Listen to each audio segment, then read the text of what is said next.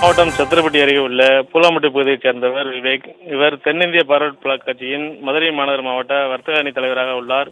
இவர் தனது காரில் இன்று ஊருக்கு சென்றபோது டூ வீலரில் சென்ற இன்னொருவருக்கும் இவருக்கும் வாக்குவாதம் ஏற்பட்டதாக கூறப்படுகிறது. இதனிடையே விவேக் சென்ற காரை வழிமறித்து 15க்கும் மேற்பட்ட வாலிபர்கள் கார் கண்ணாடிகளை உடைத்தும் காரில் இருந்த விவேக்கை வெளியே தள்ளி அவரை அடித்து காயப்படுத்தியதாகவும் கூறப்படுகிறது. இதில் படுகாயமடைந்த விவேக் சிகிச்சைக்காக மதுரை அரசு ராஜாஜி மருத்துவமனைக்கு அனுப்பப்பட்டு சிகிச்சை பெற்று வருகிறார்.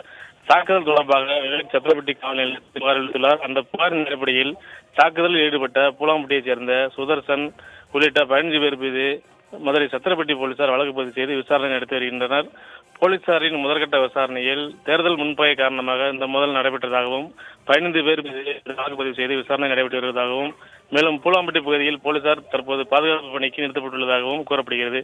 நெல்லை சிவகங்கையை தொடர்ந்து தற்போது மதுரையிலும் இரு பிரிவினர் மோதிக்கொண்ட சம்பவம் தற்போது பெரும் பரபரப்பை ஏற்படுத்தி வருகிறது.